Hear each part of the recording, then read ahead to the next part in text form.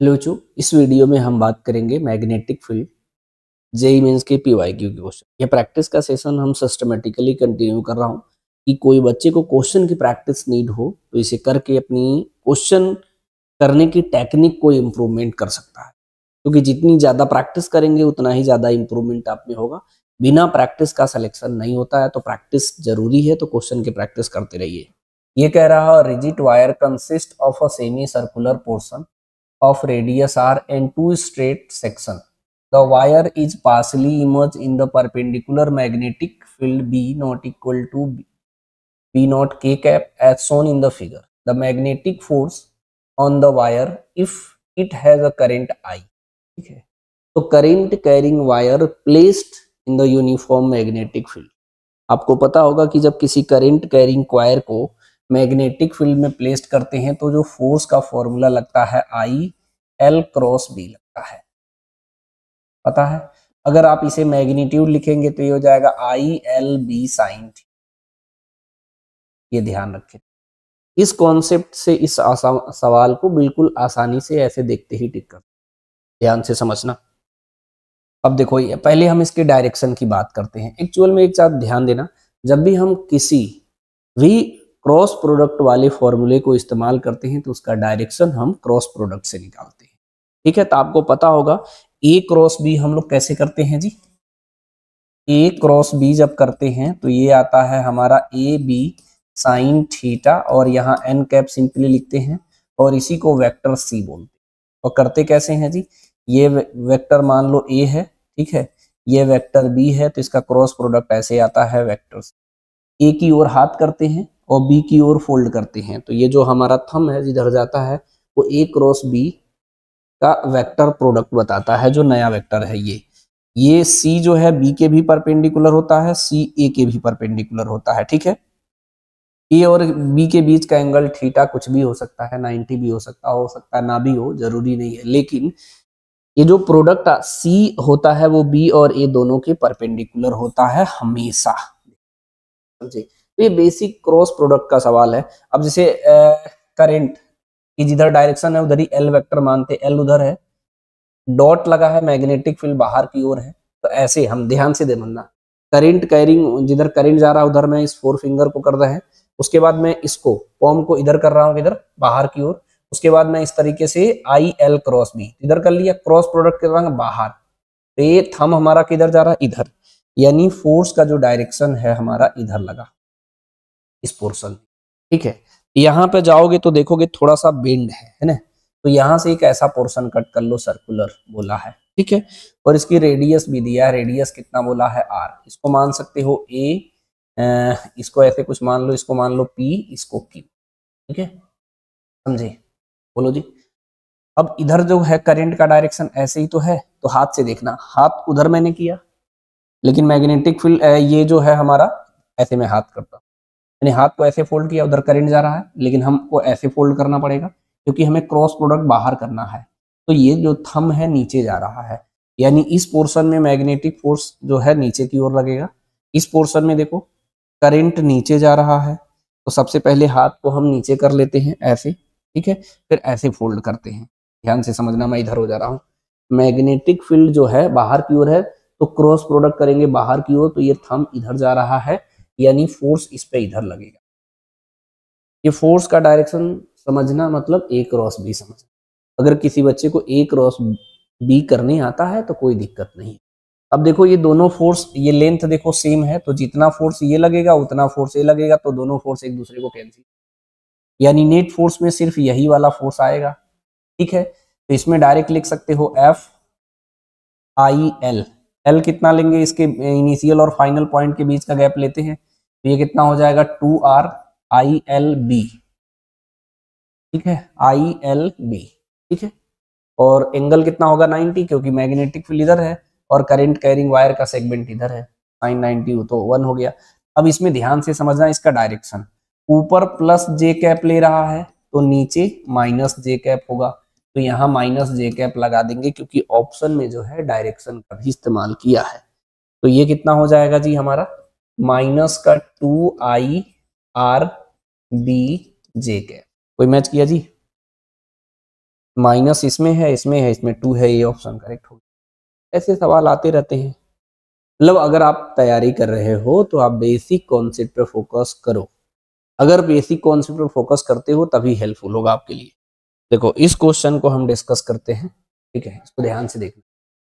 इसमें कह रहा है the magnetic field existing in a region is given by B equal to 0.2 1 plus 2x के कैप टेस्ला, ठीक है।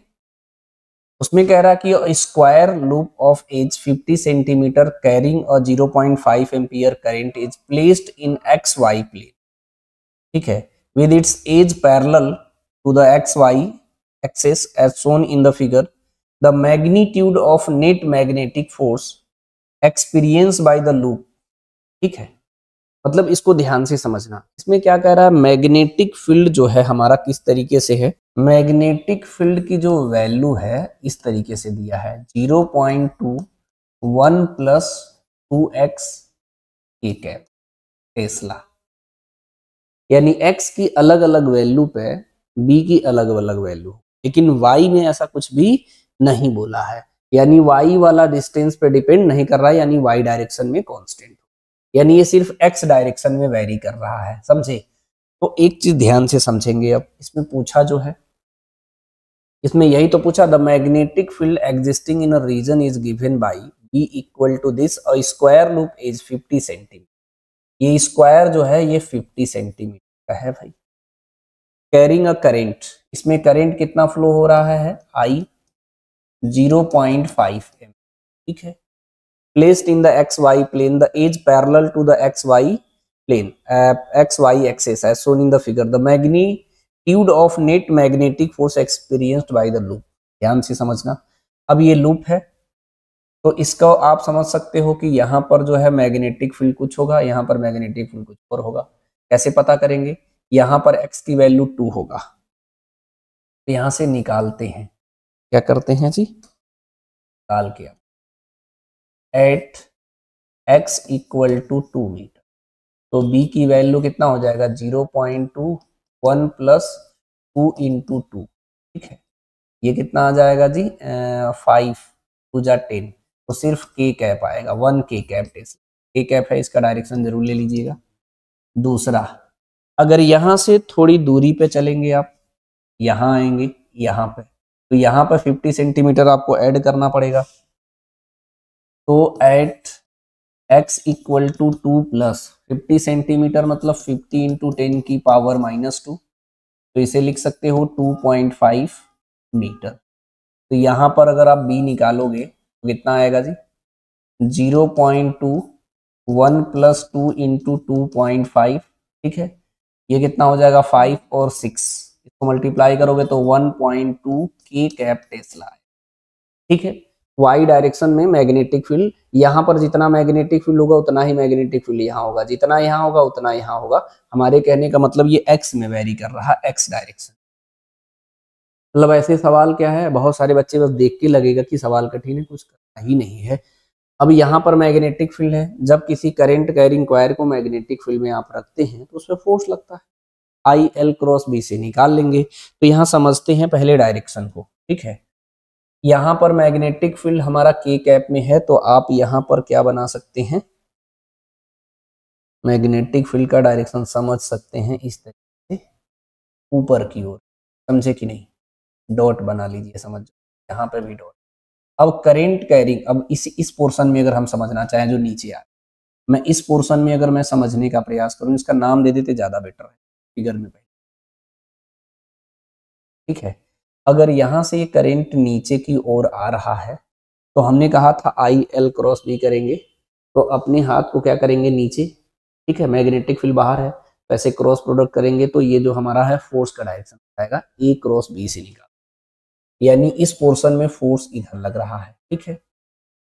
और इसकी वैल्यू भी लिखना चाहें तो लिख सकते हैं हम लोग, करंट कितना है आई एल क्रॉस बी से लगा रहा हूं, ध्यान देना। मैग्नीट्यूड की बात करेंगे तो क्रॉस प्रोडक्ट करेंगे तो साइन 90 हो जाएगा, क्योंकि आई एल इधर है, बी आउटसाइड है, 90 हो जाएगा। तो आई एल स्क्वायर का लेंथ, आई की वैल्यू रखो 0.5 इंटू 50 इंटू 10 की पावर -2, ठीक है, इंटू बी, बी कितना आया है यहाँ पर 1, कैलकुलेशन यानी इजी। अब देखो इधर करो, करंट के डायरेक्शन में हाथ तो ऐसे करो, मैग्नेटिक फील्ड बाहर की ओर है तो ऐसे क्रॉस प्रोडक्ट करेंगे तो फोर्स नीचे, तो इसमें फोर्स इधर लगेगा। सेम कॉन्सेप्ट इसमें समझ लो, क्योंकि यहाँ पर मैग्नेटिक फील्ड जो है हमारा, ध्यान से समझना है क्या है, वेरी कर रहा है। यहाँ पे मैग्नेटिक फील्ड कुछ और, यहाँ पर मैग्नेटिक फील्ड कुछ और है, तो भी मैं बताता हूँ। यहाँ पर अगर हम निकाल रहे हैं तो नीचे आ रहा है, इस वाले पोर्शन पे अगर हम देखेंगे, इस वाले पोर्शन पे, तो हाथ ऐसे कर लो, मैग्नेटिक फील्ड बाहर है तो फोर्स ऊपर लग गया। ध्यान से समझ, जितना फोर्स नीचे उतना फोर्स ऊपर, तो ये कैंसिल हो जाएगा, तो इसमें तो नेट फोर्स हमारा 0। अब रहेगा इस वाले पाथ में, तो करंट उधर जा रहा था, हाथ को इधर करो, मैग्नेटिक फील्ड बाहर है तो ऐसे फोल्ड करो, तो फोर्स किधर हो गया, इधर, फोर्स हमारा इधर हो गया। और यहाँ पर फोर्स की वैल्यू अगर हम लोग निकालेंगे, फोर्स की वैल्यू, तो यहाँ डायरेक्ट लिख दे रहा हूँ, I 0.5 L 50 इंटू 10 की पावर -2 इंटू मैग्नेटिक फील्ड कितना निकाला हूँ 1.2। लेकिन इस वाले पोर्शन में जैसे जैसे मैग्नेटिक फील्ड इधर वेरी कर रहा है वैसे इधर भी वेरी कर रहा है, लेंथ सेम है और करंट की वैल्यू सेम है, तो जितना फोर्स ऊपर उतना फोर्स नीचे, तो कैंसिल।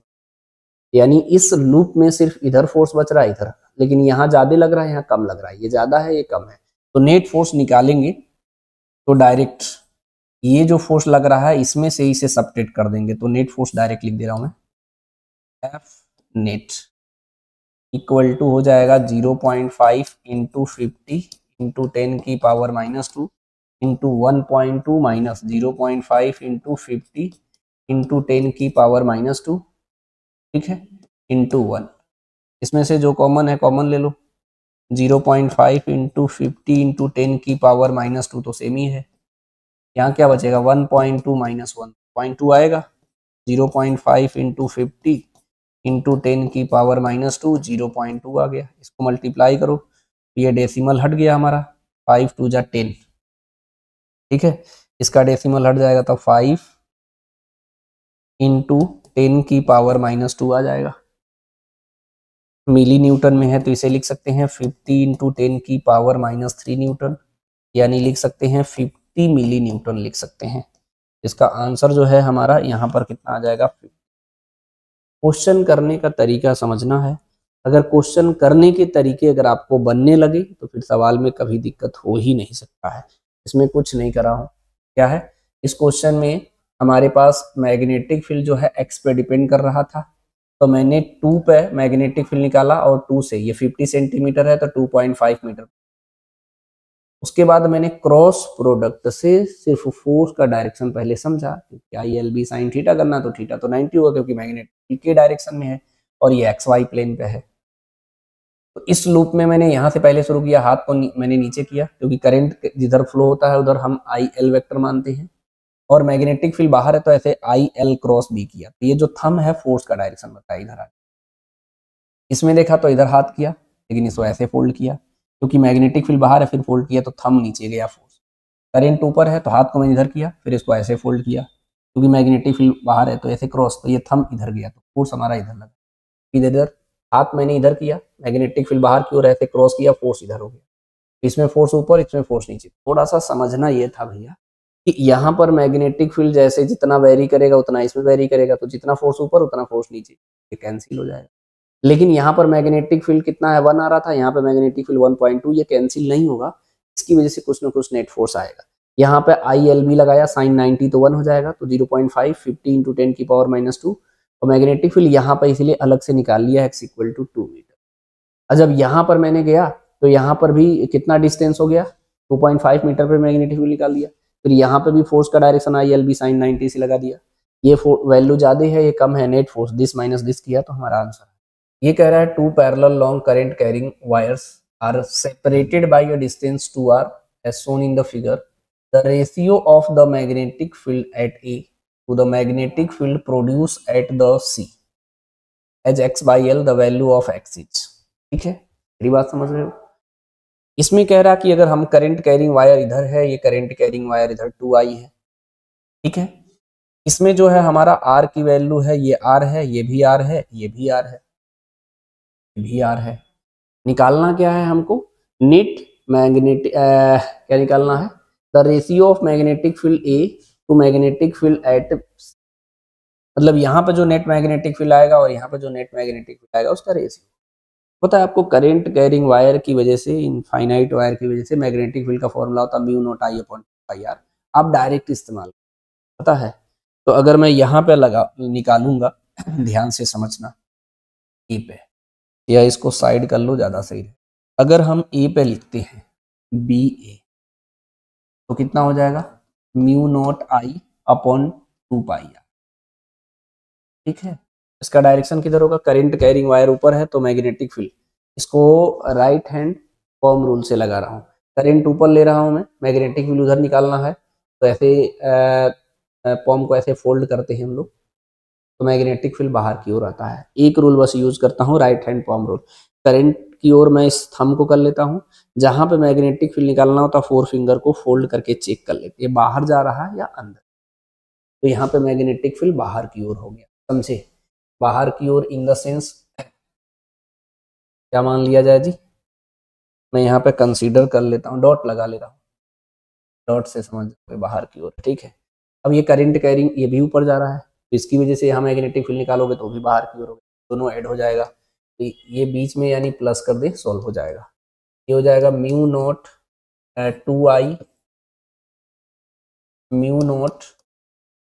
2i डिवाइडेड बाई 2 पाई, कितनी डिस्टेंस पे, are are are 3r into 3, समझे। बी बी पे निकालते हैं मैग्नेटिक फील्ड सी पे निकालते हैं।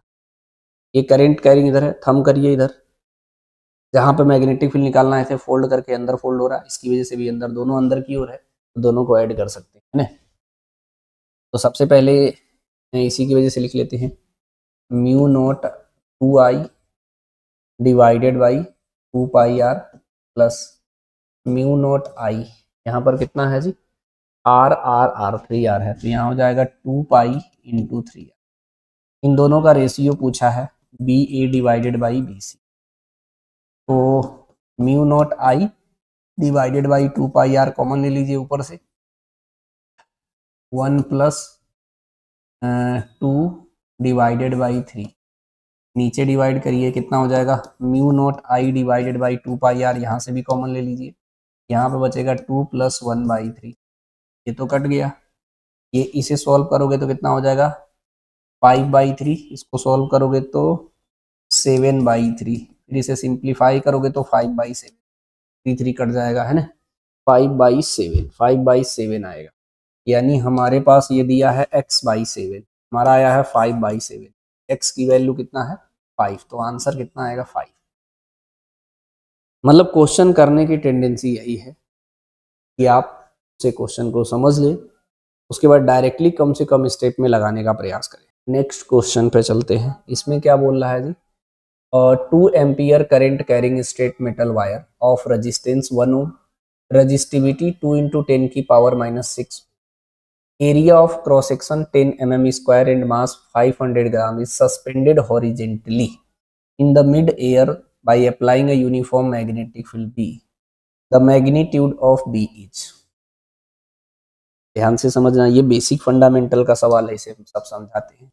इसमें कह रहा है करंट हमारा 2 एम्पियर है, current carrying a metal wire, resistance कितना दिया है हमारा 1 ओम, रजिस्टिविटी कितना दिया है 2 इंटू 10 की पावर -6 ओम मीटर दिया है, एरिया ऑफ क्रॉस सेक्शन ये दिया है हमारे पास 10 mm का स्क्वायर, यानी 10 इंटू 10 की पावर -6 मीटर स्क्वायर हो जाएगा। mm को मैंने कन्वर्ट किया, इसमें कंफ्यूज ना होना। 1 mm इक्वल टू कितना होता है 10 की पावर -3 मीटर, यहाँ स्क्वायर है तो 10 की पावर -6 हो जाएगा। ठीक है, मास कितना दिया है जी 500 ग्राम है,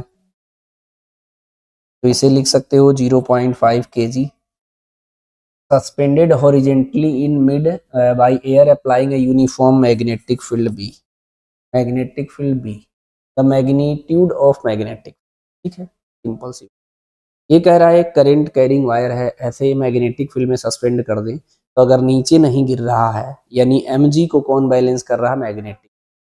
सपोज दैट यहाँ पर करंट कैरिंग वायर है, इसका mg नीचे की ओर लग रहा है, तो मैग्नेटिक फोर्स ऊपर F इक्वल टू ILB ऊपर की ओर लग रहा है, जो इसके वेट को बैलेंस कर ले रहा है, तो ये नीचे नहीं गिर रहा, सीधी सी बात। तो ये कह रहा कि यहाँ पर मैग्नेटिक फील्ड कितना अप्लाई करे कि हमारा ये वायर नीचे ना गिरे।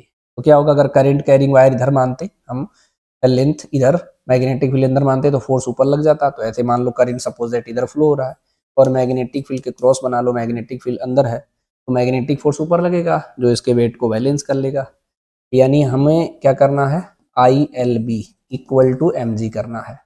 तो b की वैल्यू कितना हो जाएगा जी, mg डिवाइडेड बाई IL। समझे? सबसे जब भी कोई सवाल को सॉल्व करा करो तो पहले ये अप्रोच डेवलप करो। अच्छा, अब वैल्यू रखना है। अब इसके बाद जो है वैल्यू रख के कैलकुलेशन करना भी इंपॉर्टेंट रोल होता है एग्जाम में, लेकिन मैंने वॉच जो किया हूँ, मैक्सिमम बच्चे तो पढ़ाई से इस वजह से डिस्ट्रैक्ट हो जाते हैं, उनको सवाल ही नहीं आता है। तो कैलकुलेशन तो वो सीख लेंगे, लेकिन सवाल की अंडरस्टैंडिंग डेवलप करना बहुत जरूरी है। समझे? अब इसमें क्या है, अब हम लोग इसमें वैल्यू ही तो रखेंगे। अगर हम लोग इसमें वैल्यू रखेंगे बी का, तो वैल्यू रखते हैं। पहले देखो R इक्वल टू क्या होता है, रो L डिवाइडेड बाई A। तो यहाँ से हमें L निकालना पड़ेगा, तो L की वैल्यू कितना हो जाएगा, RA डिवाइडेड बाई। तो यहाँ इसको और सिंप्लीफाई ही कर लो, ये हो जाएगा mg divided by I। L की जगह क्या रखना है, RA डिवाइडेड बाई रो, तो ऊपर चला जाएगा, ये हो जाएगा रो mg divided by IRA। Value हम लोग इधर रख लेते हैं B का। रेजिस्टिविटी कितना दिया है जी, 2 इंटू 10 की पावर -6। मास कितना दिया है, 0.5 kg। जी की वैल्यू 10 ले लेते, ठीक है। आई कितना दिया है जी, 2 एम्पियर, और आर कितना दिया है, 1 ओम।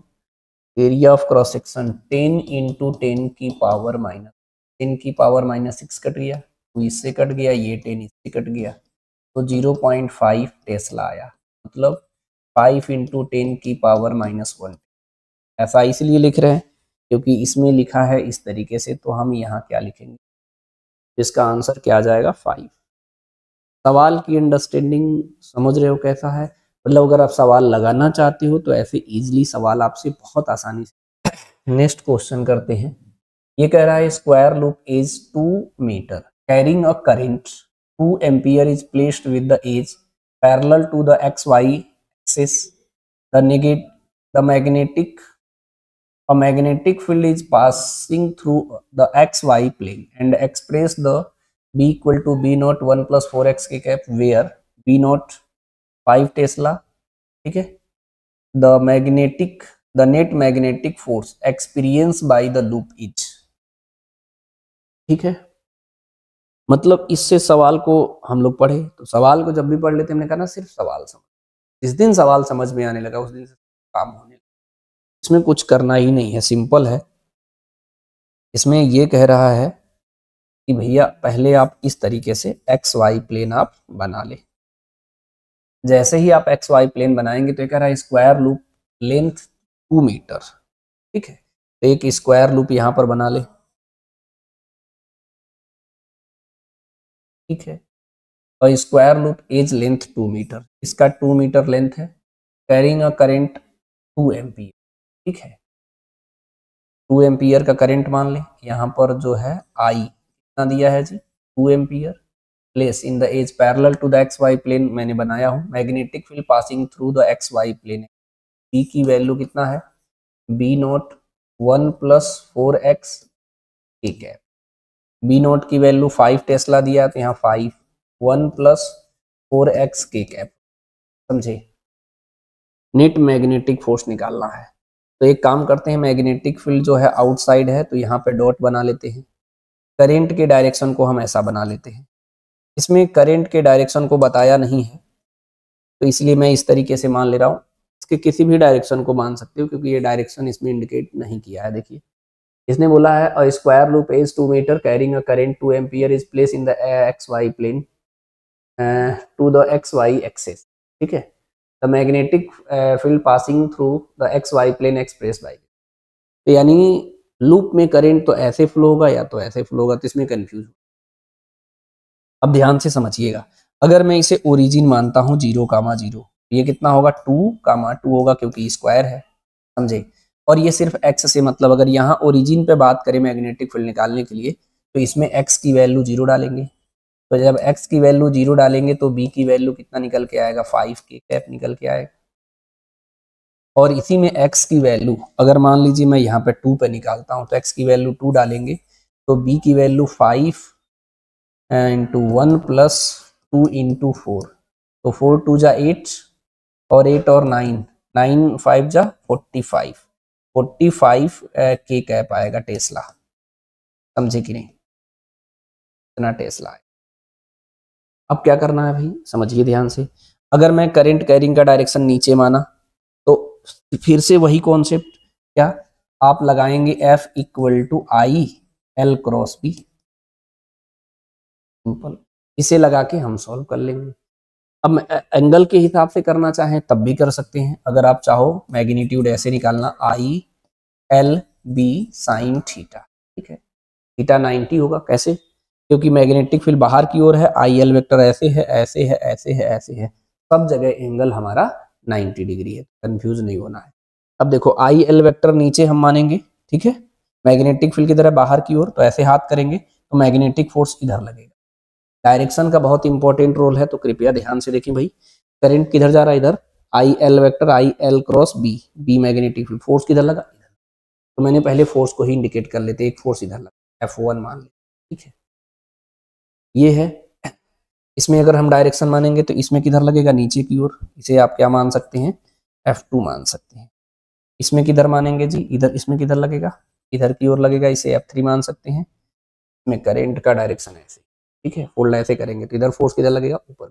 इसका नाम नहीं दिए हैं, इसका नाम F4 कर दीजिए, ठीक है।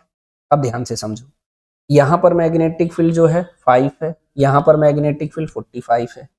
एक्चुअल में यहाँ मैग्नेटिक फील्ड जैसे वेरी करेगा वैसे ही मैग्नेटिक फील्ड यहाँ पे भी डिस्टेंस के हिसाब से वेरी करेगा, और करंट सेम है, ठीक है, और लेंथ सी भी सेम है। तो जितना फोर्स ऊपर उतना फोर्स नीचे, यानी मैं कह रहा हूँ F2 और F4 के इक्वल है, तो ये कैंसिल हो जाएगा, ऐसे कैंसिल कर सकते हो। क्यों, क्योंकि ये दोनों F2 और F4 इक्वल आएगा, F4 इक्वल आ रहा और अपोजिट आ रहा है, ठीक है, इक्वल और अपोजिट तो कैंसिल हो जाएगा, नहीं हो जाएगा, बोलो जी, इक्वल और अपोजिट है तो कैंसिल हो जाएगा। अब ये और ये निकाल के डायरेक्ट सॉल्व कर सकते हैं। अब अगर हम F1 को लिखेंगे तो आई, करंट कितना है जी, 2 एम्पियर, आई एल, स्क्वायर का लेंथ कितना दिया था, 2 metre, I L B, B कितना दिया है 5, ठीक है, समझे कि नहीं, बोलो जी। F2 निकालते हैं, F2 निकालेंगे तो कितना हो जाएगा जी, आई 2 है, L2 है, और B कितना है 45। तो मैं तो कह रहा हूँ कि ये ज़्यादा है, तो नेट फोर्स निकालने का तरीका क्या है, F2 माइनस F1 कर लीजिए, डायरेक्ट हो जाएगा। कितना है, 2 into 2 into 45 minus 2 into 2 into 5, तो 2 इंटू 2 को कॉमन ले लो तो 45 माइनस 5, ये हो जाएगा 2 इंटू 2 इंटू 40, ये कितना हो जाएगा 160 आ गया, 160 न्यूटन, 160 न्यूटन डायरेक्ट यहाँ रख सकते हो। अच्छा, आप देख रहे हो कि मैं इस तरीके से कैलकुलेट कर रहा हूँ, ये आपके कैलकुलेशन को इजी बनाता है, आप मन में भी कर सकते हो। अच्छा, इसे तो कॉमन हो जाएगा, तो 40 में से 5 घटेगा तो 40 हो गया, और 40 इंटू 4 160 हो गया। ओरल भी करा जा सकता है, जो मल्टीपल प्रैक्टिस करते होंगे ना बच्चे, क्वेश्चन देखते ही टिक कर देते होंगे। इसीलिए मेरी बात को समझिए, जो हमसे जुड़ रहे हैं बच्चे, वो अपनी पे ट्रस्ट करिए, डेफिनेटली बेस्ट होगा। बच्चों, ऐसे ही छोटे छोटे वीडियो क्लिप में हम सारा चीज आपको प्रोवाइड करते रहेंगे सिस्टम। अगर आप सिस्टमेटिक अप्रोच से सॉल्व करते हो तो डेफिनेटली आपका सिलेक्शन। इस वीडियो क्लिप को एंड करते, ऑल द बेस्ट।